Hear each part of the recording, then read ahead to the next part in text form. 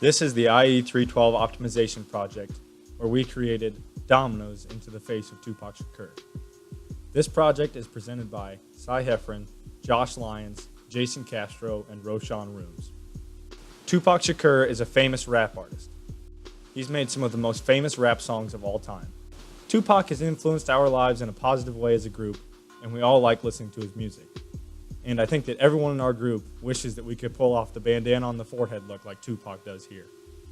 Allegedly, Tupac passed away just a few years ago. I'm going to leave that for you to believe. I think that he's still alive and he lives somewhere in Cuba. Viva Tupac. Hail Mary is one of Tupac's most famous songs and one of the most memorable rap songs ever written. We listened to this song for many hours while we were working on the coding of this project. Because of our group's deep love for Tupac, we decided to make this project for him. The main goal of this project was to turn these 9-pip dominoes into Tupac's face shown here. At the beginning of this project, we were puzzled on an idea that we could come up with that would meet the set criteria.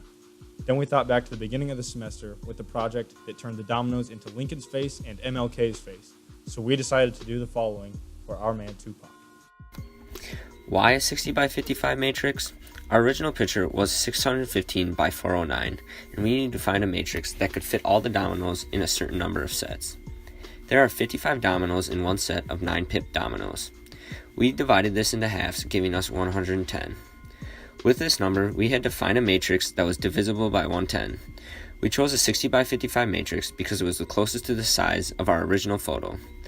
The 60 by 55 matrix gives you 3,300 domino halves, which turns into 30 sets of dominoes. For the objective function, we used the variable x for the predicted matrix. This gave us the number that best matched with the pixel in the picture. Next, we had the variable y, and this is the matrix that the code produces that is closest to the predicted matrix. So for our objective function, we are trying to minimize the sum of the differences from the predicted matrix to the code matrix. For decision variables, each pip number 0 through 9 has its own variable. For example, a is equal to 0, and b is equal to 1, and so on.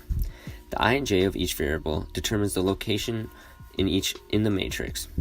Each variable is binary, so if it matches the number, it is equal to 1, and if it doesn't, it is 0.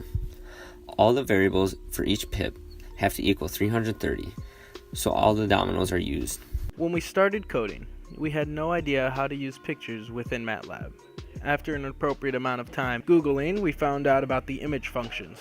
These functions let you import images with their properties into MATLAB, letting you see what their color values would be. Next, we needed a way to compare the brightness of each pixel. This is where the function gray2in came in. This function gave us a rating of how bright each pixel was, which let us input dominoes based on the brightness of each pixel. We expect our domino picture to look a little different from the original picture, because some of our brightness values were repeated more than 330 times. In our code, we have lines to make sure that no domino is used more than 330 times, thus creating a discrepancy. In this slide, I will discuss the final output when we run our code. On the left hand side is the original picture that we're going to be using to reformulate into a domino form. The right hand side is what's produced as a result of running our code in MATLAB. The domino picture itself isn't the best of quality, it can be better, but the number of sets we used was the best way to limit the possibilities and still give you guys a recognizable photo so you know that you're looking at Tupac and not something totally different. Now, if you want to create your own domino picture, or if we want to change our domino picture, we can use our code. But you have to change the aspect ratio, which ultimately changes a few lines of code, and also change your LP model as well. Now, as we mentioned earlier, we did say Tupac is alive and well, living in Cuba. And if you guys ever happen to take a trip to Cuba, tell Tupac we say what's up, and tell him about our project, so we get some feedback from him. We would love to hear from him. Now, how would you know if you're talking to Tupac though? These next couple of pictures will show what a Tupac usually wears around in public. Number 1, as you see, he's standing next to a girl, right? But if you check out what he's wearing on his neck, it's a chain. It's a gold chain that resembles a cross. If you see Tupac walking around, he's always going to have this chain on him. He's never going to walk out without it. Next, if you look at the next picture, he loves to wear bandanas. You will not see my man without a bandana. So if you see Tupac out in public, he's probably going to be wearing a bandana, usually blue or red, one of the two. It could be one of those two colors.